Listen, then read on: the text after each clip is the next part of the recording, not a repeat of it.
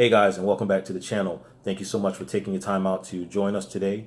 We have a hot topic for you today, so let's go ahead and get right into it. But before we do, let me go ahead and share my email with you. That's liveup254@gmail.com. That's LIVEUP254@gmail. So let's go ahead and get right into today's topic. Is the concept of being in love a reality or a fallacy? Is the in love concept real or is it fake? Now, we know that both men and women subscribe to this idea, but I think more so women than men. When women are growing up, when they're little girls, they start out thinking about, they play with baby dolls and they have the element of nurturing inside of them. And then we have the Disney movies that support the narrative as well of, the Prince Charming coming in, sweeping the young lady off her feet, and they go right off into the sunset. And as we get a little older, we have romantic comedies such as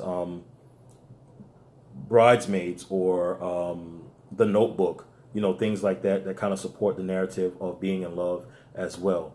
And some time ago, I came across an article in a magazine, and it was a very interesting one. I'll share it with you guys. And it says, what is the most happiest time of a woman's life? It was not her marriage. It was not the birth of the first child. It was actually the engagement, which I thought was weird. But I could see once they started pointing out certain things how this could be. Now, even though, like I said, we know that it's a stressful time, everything that's going on around is centered around the woman. Her bridesmaids, the groom, and the parents. Everyone's goal is to try to make this day as special for the bride as possible. So pretty much all the attention is on her. And, we all like that sometimes. We all like to have, when it's your birthday or something like that and everything's kind of sitting around you, that makes us all happy, right? So I could see how this could be the happiest time in a woman's life, right?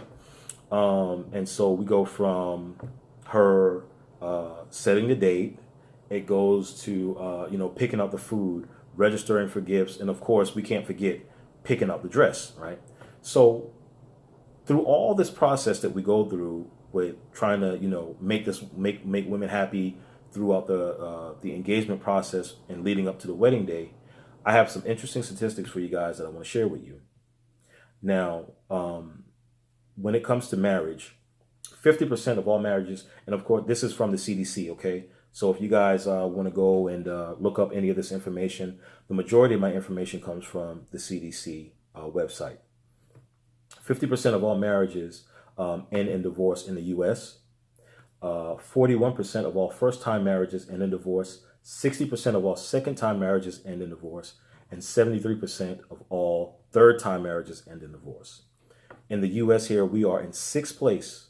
We come in sixth for the highest rate of divorce. And I want to go ahead and tie in everything that I was talking about earlier at the beginning of the video. Now, throughout all this with the women, believing in the in-love concept, you probably won't believe this, but 70% of women initiate divorce.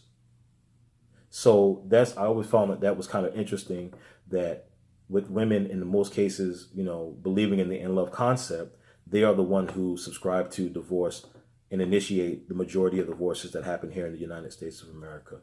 So, I mean, it just kind of makes you think, like, what happened? What could have possibly happened that was that bad that could have gone wrong in this relationship? They were so in love, like, where did things go wrong? And I think that what we fail to realize a lot of times is that we are all human, right? And people are subject to change, and so even with, you said it, we have this in-love concept and stuff like that.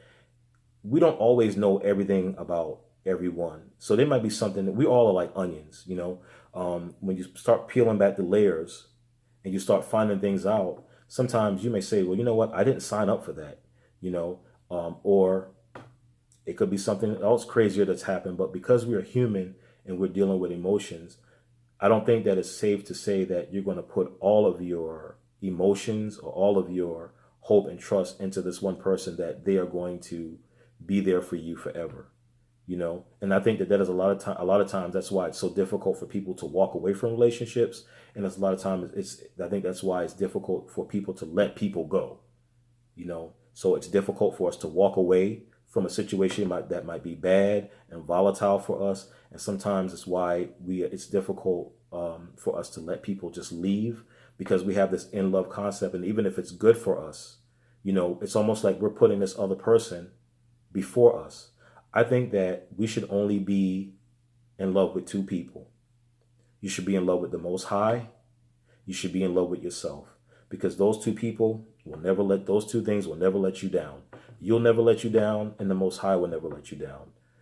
I think that it's enough for us to love people, and if you believe in the Bible and the stories in which, the Bible has in it, basically it says that for God so loved the world that he gave his only begotten son for us.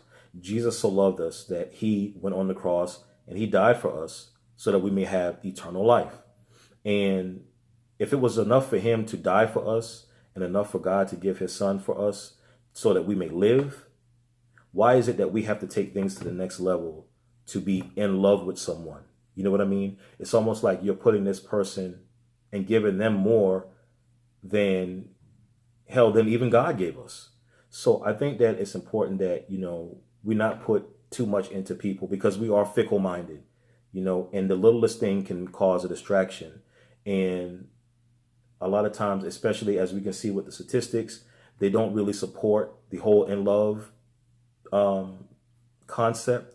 So I wanted to just bring in, some information to kind of share with you guys, and also for you to kind of spark this conversation amongst yourself and your friends, and see what you guys think about it. Because again, like I said, the stats show with as high as the divorce rates are, and stuff like that. I mean, it can't be that this in love concept is something that is as real as we think it is, And I kind of, in my closing, whenever you get something new, whenever something's new, like if you get a brand new car, right, you're going to park that car all the way at the end of the store. I mean, all the way at the end of the parking lot, so no one can scratch it. You'd walk in the rain and the snow, just to make sure that car is preserved and nothing happens to it. The older the car gets, right, you start parking it closer and closer, and ultimately you're almost okay with parking the car inside of the store, because the newness wears off. You know what I mean? The newness wears off of everything. And so to me, with maintaining the relationship, just like with this car concept that I just mentioned, at some point in time, you see the car for what it is. It's just a car. But you understand the importance of a car. You understand the importance of maintaining it, getting the oil changed, checking the pressure tire, checking the transmission fluid, making sure that everything in the car is running good so that it can maintain you and keep you going. It's the same thing with relationships. Sometimes it's good to do a check.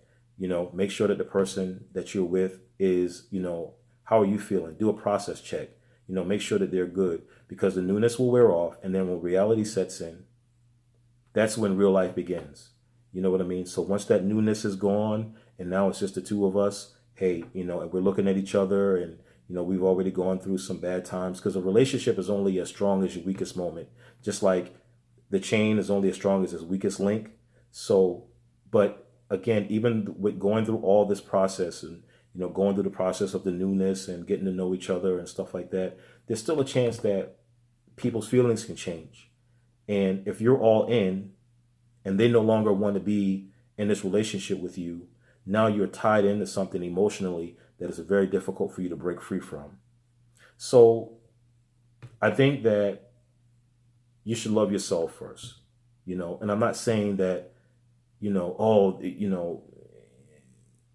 again, if you subscribe to the in love concept, that's cool. That's good for you. But I see where it can be a hindrance in one's life as far as you moving on and doing better for yourself in the event that this person needs to leave you or you need to leave them. You know what I mean? Because, we are creatures of habit. And a lot of times, even breaking away from something that we need to break away from is very difficult to do, even if it's beneficial for us. So I just want you guys to, like I said, just keep this in your mind, keep it as food for thought, have a conversation, like I said, about this with your friends and your family, maybe with your significant other. You know what I mean? It should make for an interesting conversation. And with that being said, I'm going to go ahead and end the video. If you guys have any comments or anything that you like, please leave them in the comment section.